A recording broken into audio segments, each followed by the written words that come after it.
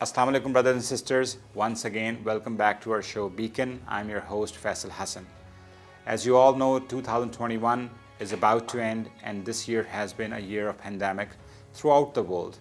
Although we have seen some reversion back to normalcy, but still the threat of wave after wave and variant after variant is still hovering all over the world.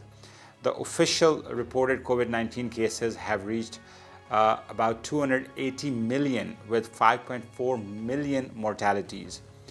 And now with the Omicron variant rising and spreading day by day, the people are getting worried that what is happening.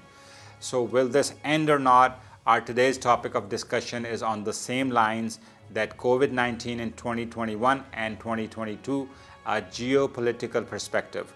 So in the light of this, we will talk about political background and what's behind the pandemic, how strong are the conspiracy theories, and how do these the people who are behind these conspiracies, they perceive the future of this pandemic. For this discussion, we have invited today a special guest from Wisconsin, United States. His name is Mr. Kevin Barret. He has written a lot of books on different issues. Most of his books are available on Amazon. For our viewers, Kevin is also a very famous journalist, and he has been listed by US media amongst the top 5 COVID-19 conspiracists globally. And for your information, the supreme leader of Iran, Ayatollah Khamenei, is in that top 5 list too, along with Kevin. So without further ado, we'll say hi to Kevin and we'll ask him a few questions. Assalamu alaikum, Kevin. First of all, thank you very much for giving us time so early in the morning. I know it's like about 6 a.m. where you are. So we want to thank you for coming on the show and for joining us this early in the morning. Oh, well, it's great to be with you. I'm honored. Thank you very much. And I just want to quickly ask you, is this the first time you're being interviewed by a Pakistani channel? It's the first time in probably about 15 years almost. I was briefly in the media limelight in 2006, and I may have been on another Pakistani channel back in that time frame. Well, in any case, it's an honor for us. I'll ask you a few questions. I'll start off with my first question to you is that, as you have mentioned in your theories that the COVID is not a natural phenomena, it's not a natural virus, it has been created by US when it started. So we have, in fact, I have 2 questions for you. My first is, if you can briefly summarize that theory, what you believe in is behind the COVID-19, what's the geopolitical reasons behind it, or the objectives, I should say. Second question is, how true is the theory now, after 2 years? It has been 2 years, and the whole world has been dealing with this. So after 2 years, we must have some facts and figures and some evidence to support your theory. So based on what we have seen in the last 2 years, what do you think? Where does your theory stand? Has it, I mean, the circumstances, have they proven what you said about 2 years ago? These are my 2 questions. First is, if you can briefly summarize for our viewers, who do you think is behind the COVID-19? Well, when news of this terrible epidemic beginning in Wuhan, China, around the Chinese New Year in late January of 2020 hit the world, many of us were immediately suspicious. We knew that the United States has used biological weapons repeatedly since World War II against China during the Korean War, as well as against Korea, also against Cuba, African countries, Eastern European countries, the Soviet Union, and on and on and on. The United States is a serial war criminal in terms of biological weapons attacks, the most egregious being the decimation of Korea, not just by horrific bombing during the Korean War, but also biological weapons attacks. So we also knew that Robert Kadlec, who is the United States' most well-known advocate of the use of biological weapons to target rival nations' economies, had been appointed as the czar of all biological weapons programs by Donald Trump in 2016. And then in 2018 and 2019, China lost much of its meat supply when its pork and chicken were destroyed by mysterious epidemics that coincided with drone flights over their biggest meat producing facilities. So given all of this, many of us were very suspicious as soon as we heard about the fact that a terrible epidemic had broken out in Wuhan, which is China's transit hub. All of the people of China practically are passing through Wuhan at Chinese New Year to visit their family. It was the worst possible time and place for an epidemic to break out in China.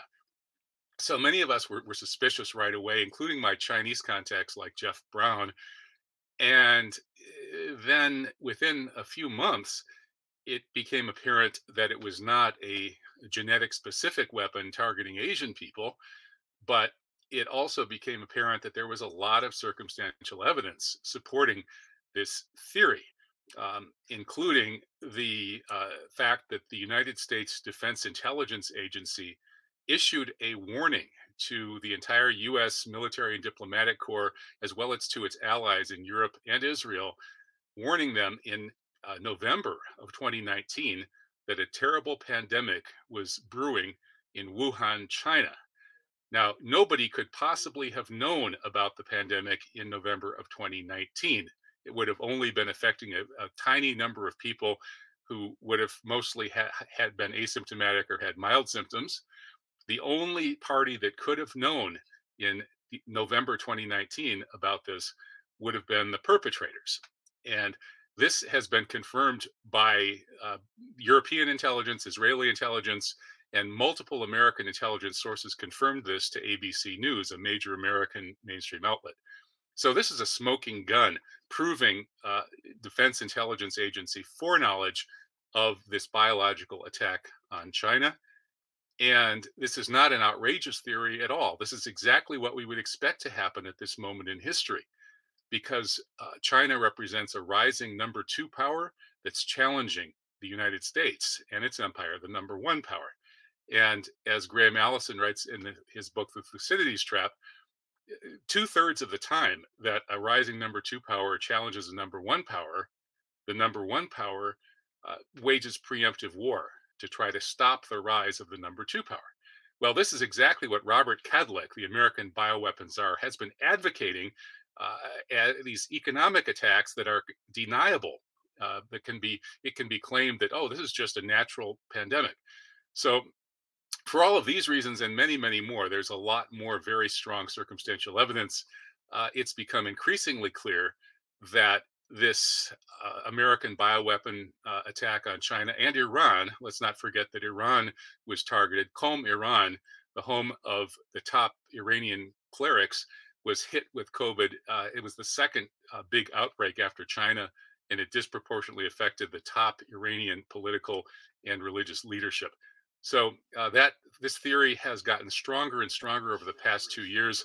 And just last year, the American mainstream media had to admit that, yes, it looks like COVID is a made in the lab bioweapon. The propaganda about natural origins turns out to have been completely bogus and extremely suspicious.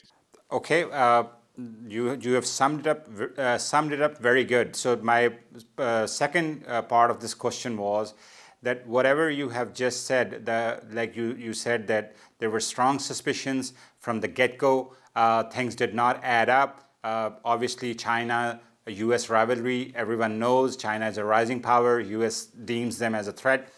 So my second part is that after the 2 years, do we have enough evidence to prove this theory? Well, I don't think we can prove it in international court without an official investigation. What we would need to do is to round up the top suspects, beginning with Robert Kadlec, Mike Pompeo, perhaps John Bolton, and various people in the U.S. military and biological weapons sectors, and they would need to be put under oath in a situation in which they could get amnesty or reduced sentences in return for truthful testimony. This is how crimes are prosecuted successfully. Unfortunately, there's no international infrastructure for prosecuting crimes like this. So The next best thing, I suppose, would be some kind of independent international investigation. But there are very few nations in the world that are genuinely independent. uh, the vast majority of the world is one way or another occupied by this, you can call it the US empire. I prefer the term the Anglo-Zionist empire because it's run by bankers who are not particularly loyal to the United States. And most of the world is occupied. And the non-occupied countries are not powerful enough to be the seat of, say, the ICC. The ICC is in uh, imperial occupied Belgium, in imperial occupied Europe. NATO runs Europe, and NATO is a euphemism for the imperial occupation of Europe. So there's no court where this really can be taken to. And what we really need, I guess, that realistically, the way to deal with this is for the American people to be alerted to this so that we can take care of it ourselves in our own courts here in the United States. And that will only happen when the American mainstream media is completely discredited, proven to be serial liars about the most important issues in the world, which they are. And that's why I'm fighting for the truth using alternative media channels. Very good. And I hope that in your quest you stay safe and sound. Kevin, who do you think the lobbies are behind this? Well, it's, of course, the United States does have a foreign policy that is dominated by a number of different lobbies. And that's because our system here is so corrupt. We don't really even have a sort of a concept of the national interest anymore. We have a whole bunch of special interests that are pushing their own agendas. But the big special interests that would be responsible for this would be the big pharma and the bioweapons complex, number one. And this group is incredibly corrupt. And ironically, it actually developed in response to a really good move by an American president, President Nixon, who was horrified, as all good people are, and even not so good people like Nixon, by the potential of biological weapons to cause immense destruction and suffering. And so President Nixon pushed through the Biological Weapons Convention, which prohibited the development of offensive biological weapons. Up until that time, the United States had had the biggest offensive biological weapons program in the world. But starting with the signing of the Biological Weapons Convention, suddenly that had to be shut down. But what they did was they just moved it all over into a fake civilian infrastructure. The CDC is now at the heart of the American bioweapons program. And so they've disguised all of this bioweapons research as defensive research. People like Anthony Fauci are, in fact, bioweapons czars. If you want the truth about Fauci, read RFK Jr.'s book, The Real Anthony Fauci, especially the chapter on the biological weapons programs. And you'll learn that Fauci built his empire when the military shifted their biological weapons programs to this phony civilian cover operation, the CDC. And so Fauci is, of course, one of the suspects who ought to be interrogated, along with number one suspect, Robert Kadlec. These people have been pulling off all kinds of corrupt crimes. The anthrax attacks of 2001 were launched from within the American bioweapons program, and that's even admitted now by the United States government. Whoever mailed that anthrax in 2001 wrote on the envelopes, "Death to America, death to Israel, Allah is great," making it look like it came from Muslims. But today, even the American government admits that no Muslims had anything to do with it, that it came from within the US bioweapons complex. And by sending that anthrax, people in the American bioweapons complex got their budget increased by about 800% almost overnight. And so since 2001, the bioweapons complex has been on steroids. And they've been planning something like this ever since. So I don't think this is any kind of accident. It's part of a long-term plan to essentially fire a shot across the bow of China to harm Iran, to serve perceived imperial geostrategic interests. But it's a disaster. There's been blowback, whether that was intentional or unplanned. The world is suffering tremendously because of this. And it's really incumbent upon us as Americans to be fully aware of the crimes of our own government and try to fix them. Now, this was the supposed precedent of the Nuremberg trials in Germany, that the German government and military had to be responsible for its crimes during World War II. Of course, all the other countries' leaders got off. Today, the American people need to rise up and basically insist on an American glass-nosed, American perestroika truth about the crimes of our empire, so that as our empire declines, which it's already doing, we can decline in a sane way, rather than destroying the world as we decline. We could actually set an example to the world about how to fix our own problems and how to heal our own corruption. And to do that, we need to prosecute the perpetrators of these crimes, not just the probable US bioweapon strike on China and Iran, but also the inside job of 9/11, which was a US Israeli operation, and going back to political assassinations of people like Paul Wellstone, the Kennedys, and Malcolm X. These and many other crimes of the top leaders of the United States, who are all sexually blackmailed by people like Jeffrey Epstein.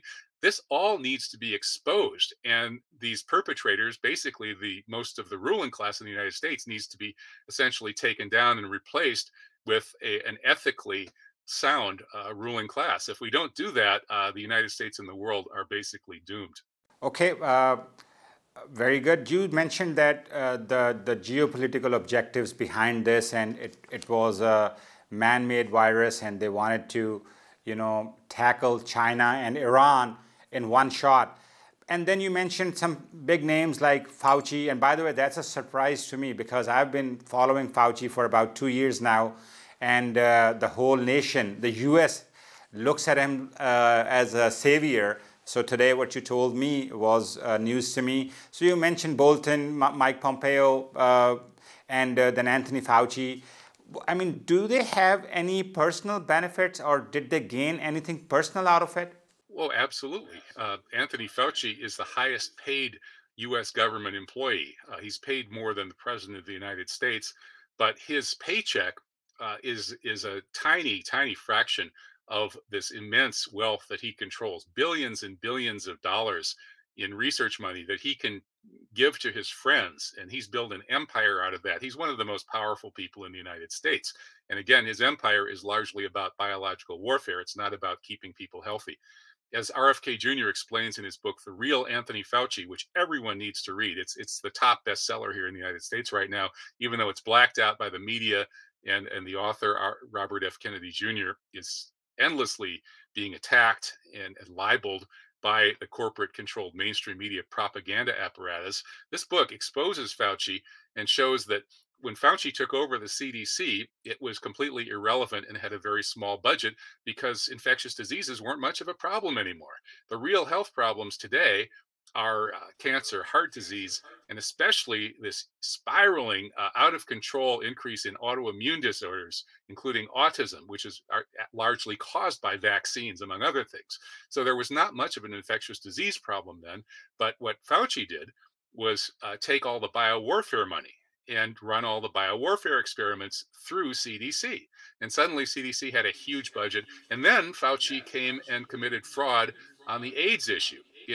The discoverer of the AIDS virus, the HIV virus, which is Luc Montagnier, is one of 2 Nobel laureates, the other being Kary Mullis, who have spoken out about the fact that the entire AIDS medical infrastructure built by Anthony Fauci and his friends is utterly fraudulent, and that the HIV virus is not even the cause of AIDS.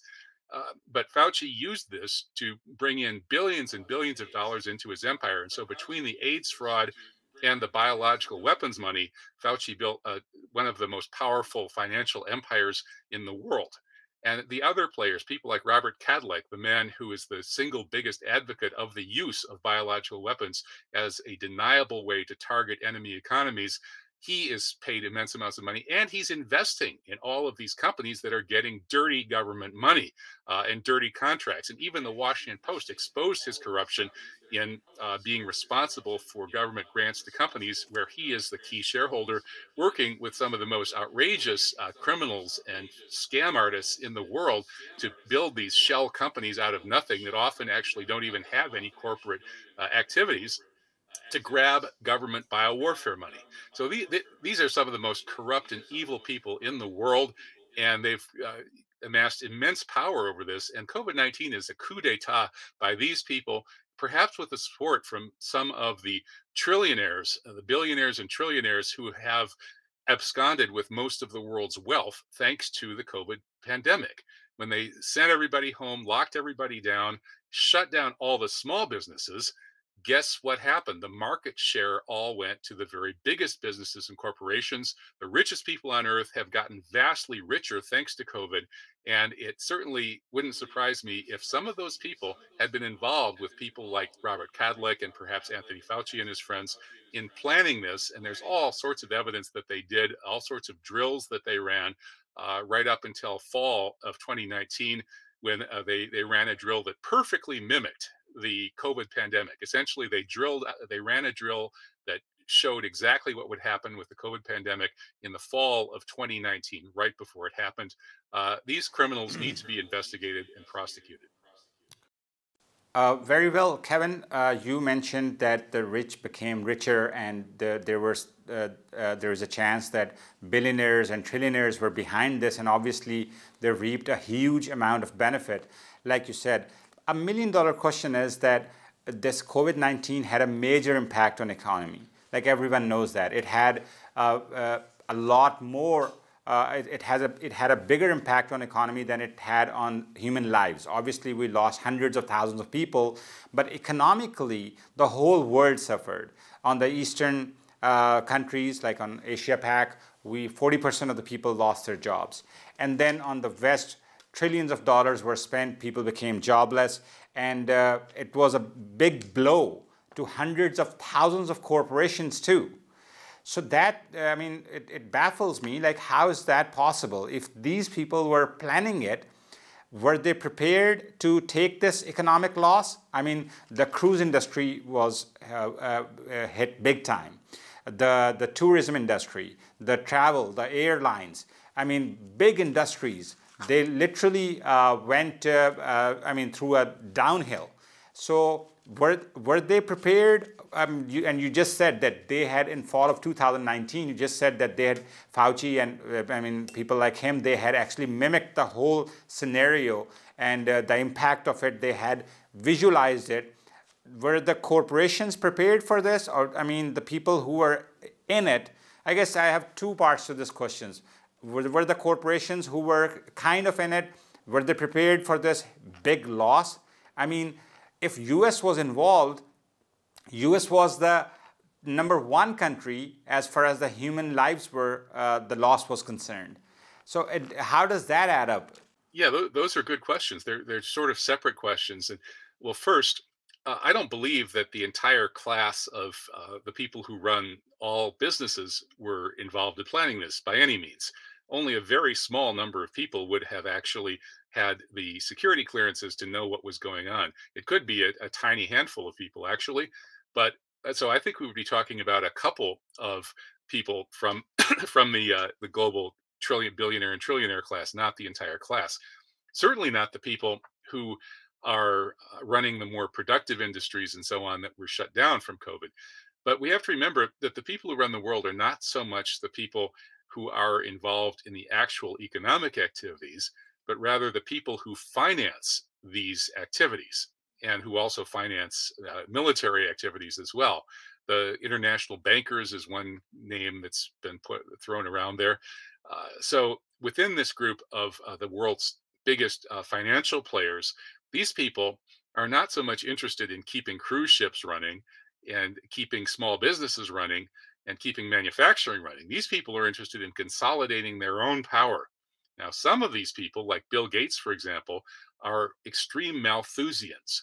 They believe that our planet cannot support remotely the number of people that we have right now.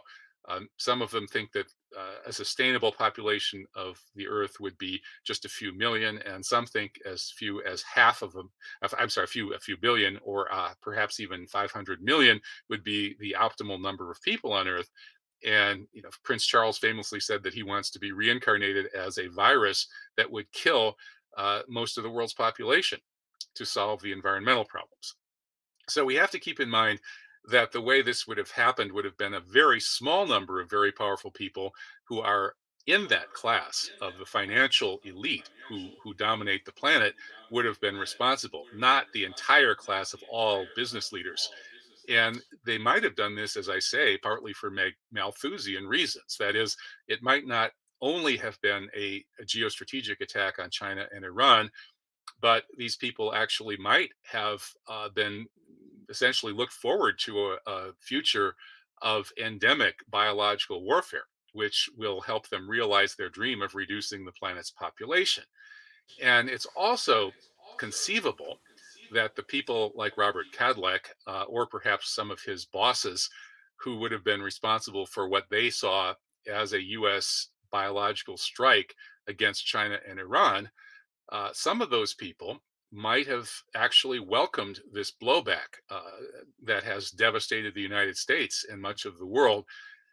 They actually might have been thinking in the long term, and they might have calculated that reducing the population of elderly people in the West is actually in the long-term strategic interests of the financial elite that rules the Western Empire, because the West is hobbled in its economic competition with China by the biggest single factor that's slowing down Western economic growth and harming the West in its rivalry with China is the huge population of baby boomers who are now in retirement age and are a tremendous drain on the economy. They're unproductive, and they've got, for the most part, very lucrative pensions.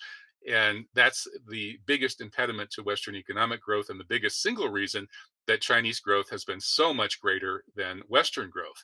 So in the long term, a virus that disproportionately kills old and infirm people would actually be in the interest of the West as it tries to remedy this discrepancy in growth rates with China.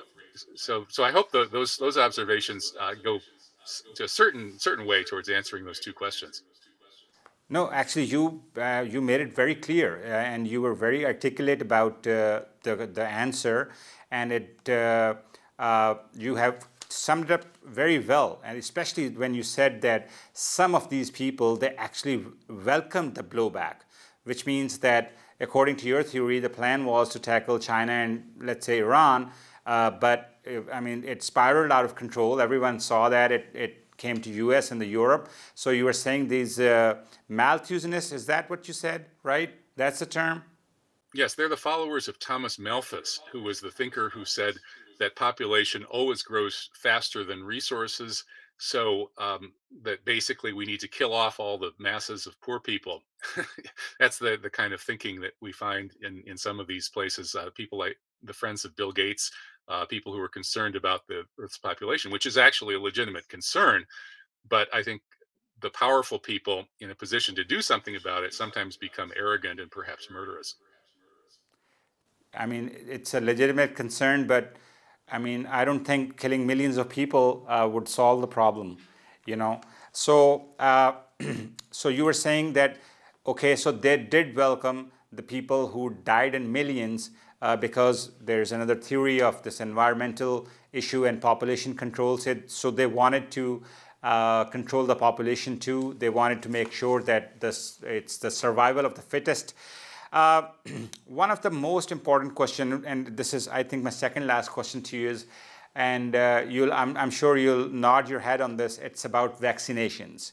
So first came the virus, and then a few months later, everyone just was talking about vaccinations.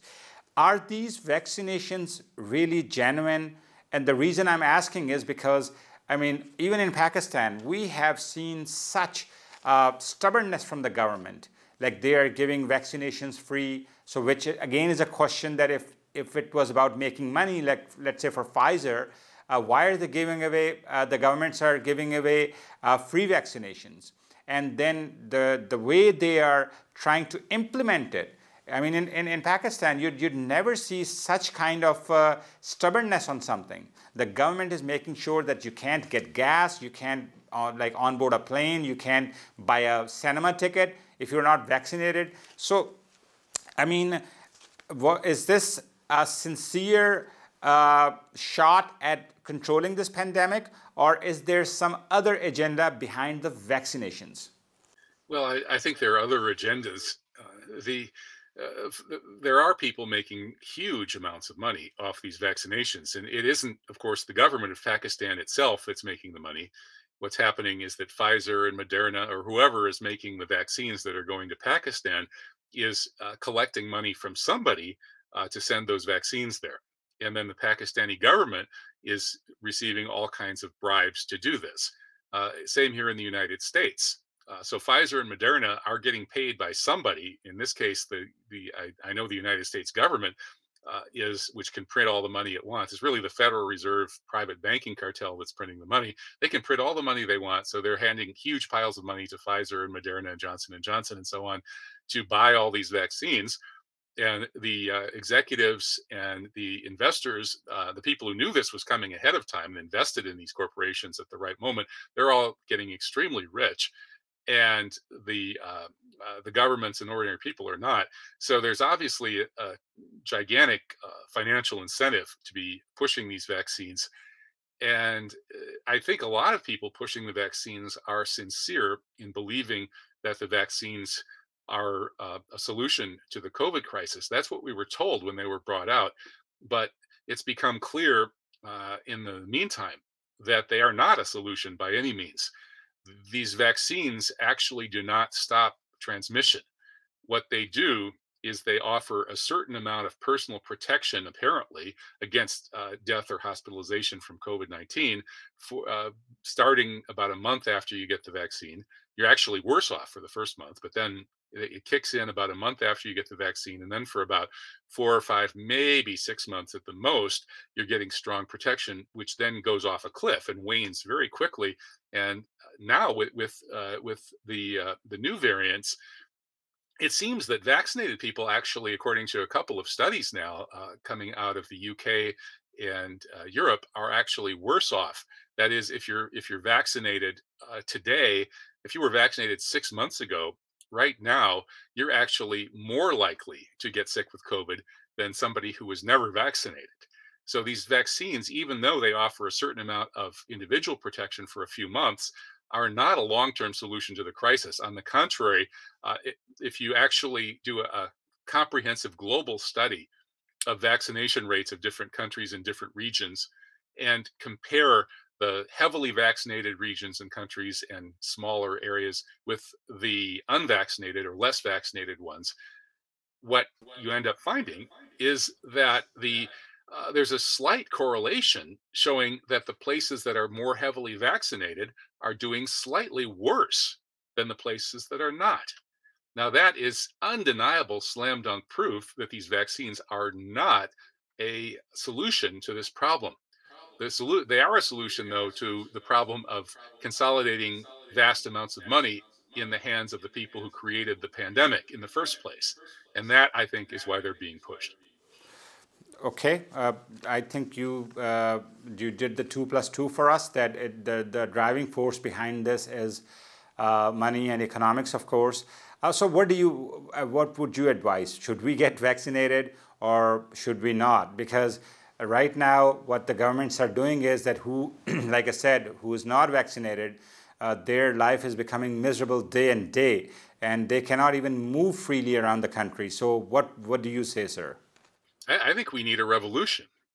We need, increasingly, as the vaccinated people wake up and understand that they've been given dangerous vaccines, I'm convinced that the people like Steve Kirsch and Alex Berenson, who argue that the vaccines have probably killed perhaps well into the 6 figures of people, 100,000s, probably over 200,000 people in the United States have actually been killed by these vaccines, which have terrible effects on the heart and circulatory systems.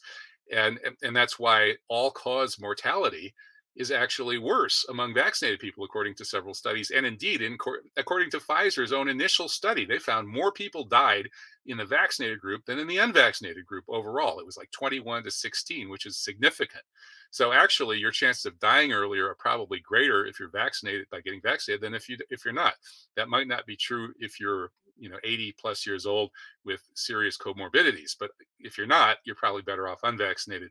And as the vaccinated people wake up to this fraud that's been perpetrated on them, I would hope that they would join those of us who are resisting these vaccinations. And essentially, we need a revolution. We need to overthrow these corrupt rulers who have created this pandemic and then are using it to channel all of the world's money and power into their own hands.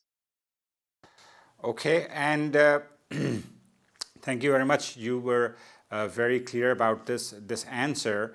Now, I mean, before we had even recovered from Corona, I'm sure you've heard it and everyone is hearing about it, the new variant, it's called Omicron.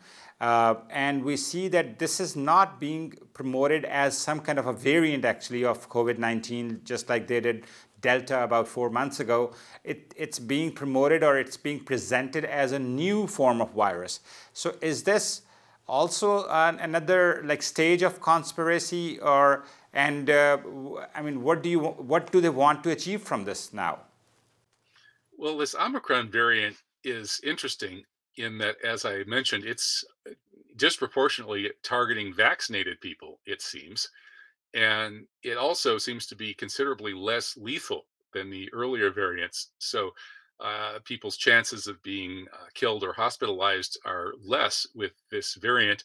But nonetheless, the media, which is, of course, the propaganda arm for the people, the biological weapons complex disguised as the international public health complex that created this problem in the first place, the media is trying to frighten us and tell us that we're all doomed, when in fact, people who stay healthy, if you exercise, get plenty of sunshine, have a good vitamin D level, and use the early treatment COVID protocols, as long as you're not well advanced into your 80s, you probably have a ridiculously small chance of dying of COVID. Even the New York Times the other day published a study, or basically it was a write-up of a whole bunch of studies, but focusing mainly on British Medical Journal, which showed that even people in their 70s who are vaccinated have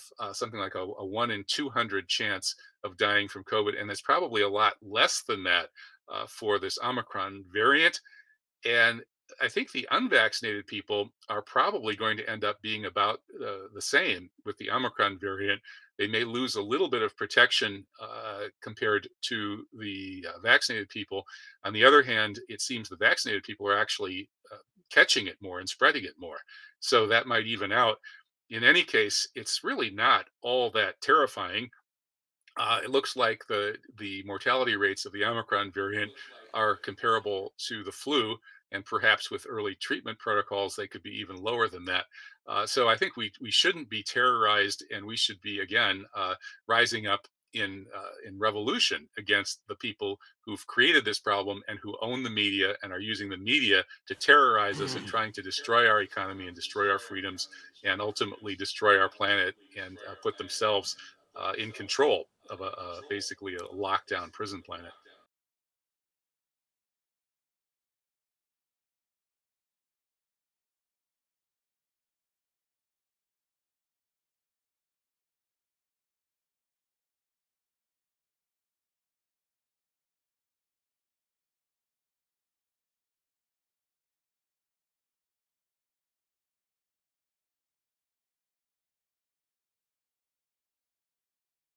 Well, I don't think that the media and the people that own the media, who again are the people or represent the same forces that created the pandemic in the first place, I don't think they're going to let us get over it.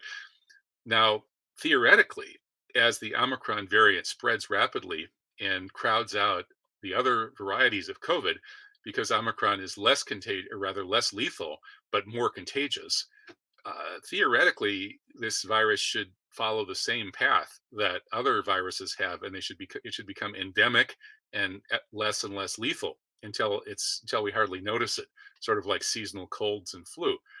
But they're not going to let us forget it. So they're either going to keep propagandizing us, even as it becomes less and less lethal, Or, and this is what I'm really concerned about, they're going to start manufacturing new variants. They're going to manufacture new weapons and unleash new weapons. That's why I say we really need to have this revolution now. We need to overthrow these people. We need to get them out of power to make sure that they can't keep doing this. And again, if we expose this, it will be a very strong sort of inoculation against future biological weapons attacks. And we'll take the people out that did it, and they won't be around to keep doing it. But if we just keep going the way we are now, those people will still be in power, and they'll have every motivation to start cooking up things like COVID, perhaps even worse. So, we, the people of this planet, need to take responsibility for this and to solve this problem, because if we don't, we're really looking at a terrible future. Well, we hope not, and we hope that everything that does fall into place. Kevin, everything you mentioned, everything you answered today was very helpful to me, and I hope that our audience found it helpful too. We want to thank you today for coming on to our show, for giving us time, especially for coming on this early in the morning. Thank you very much, Kevin. Okay, well, thank you, and it was a pleasure. Very good questions. Likewise. And the answers were very good too. Dear viewers, I hope that you will get benefit out of our show today. What we are trying to do is here is there is a tsunami of information about these burning issues, and today's topic, COVID-19 and Omicron, it's, I think, on top of agenda of everyone. So in this tsunami of information that you get from mainstream media and then social media and whatnot, we tried to bring you a different perspective. We tried to bring you some facts and figures, and hopefully you'll get benefit out of them. We'll see you, inshallah, next week. Until then, Allah Hafiz.